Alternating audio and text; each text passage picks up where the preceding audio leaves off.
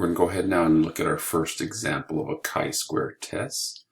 I want to make sure, again, I review this, that when we do this calculation of the chi-squared, we'll be using technology. But we want to show you how that gets done. Additionally, chi-squared's values, they're test statistics, and in this case, they're always positive. They're not like the z or t go up a negative or positive. It's always positive or zero, and then keep in mind the larger the number, the larger the chi-square, the farther we are from what we expect. Okay, and so let's go ahead and look at that, and we'll apply that information.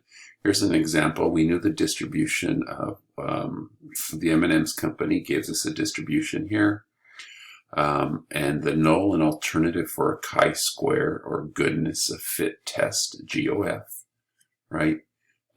Is that the proportions fit some expected distribution, right? Some claimed or expected distribution. And the alternative is always that at least one proportion is incorrect, or at least one proportion is different.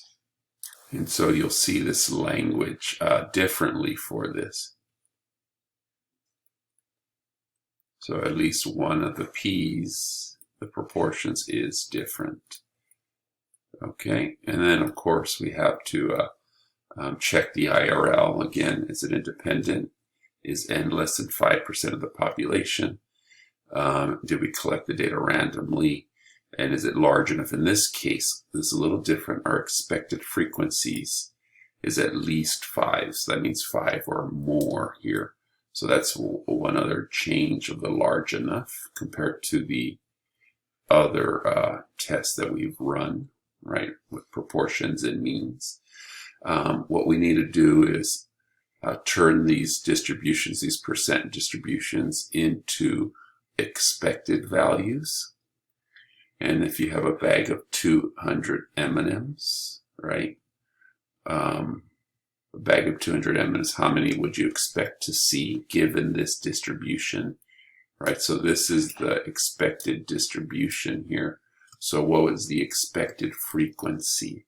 And so those are called expected counts, right? So this is the expected distribution, right? It gives you this percentage there. And then we convert those to expected counts in here. And so you can see the math there. You need to pause to get that, do that. These are the expected counts or frequencies, okay? So keep that in mind here, okay? Once that's calculated, what then needs to happen, right, is once that's calculated, we then go ahead and calculate the test statistic. You will see our data organized in a table. And you will see we have the expected numbers and the observed values. Chi-squared is calculated with that. Each of the terms, each of these values that we calculate that you see done here is called a contribution or component to the chi-squared value. O minus E squared divided by E. And so that's what you see all these calculations here. O minus E, right? 55 minus 48 squared divided by 48, and you get a value. You do that for each of the categories that we have. What we're doing is we're trying to see how far off we are from the expected value. The observed minus the expected gives you a distance. And then we divide it by E because we're comparing it in relationship to what we expect. How far is the observed from the expected?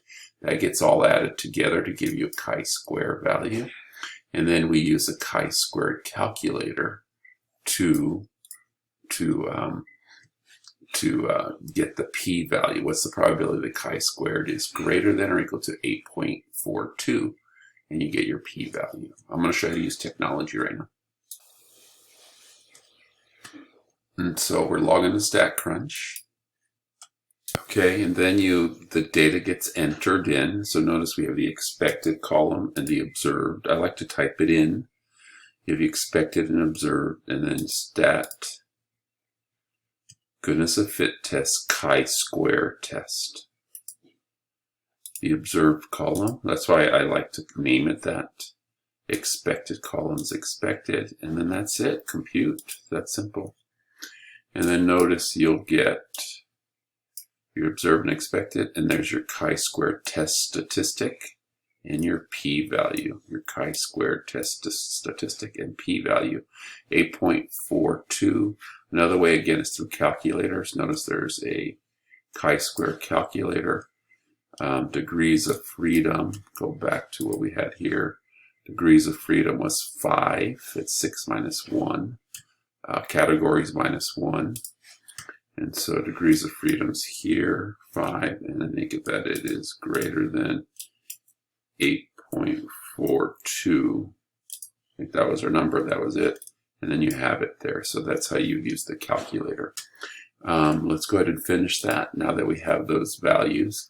Of course, like any hypothesis test, there's a conclusion.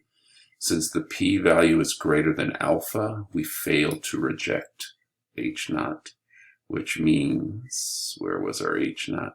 Which means this, we fail to reject, saying this is true, this is not true. I like to cross them out.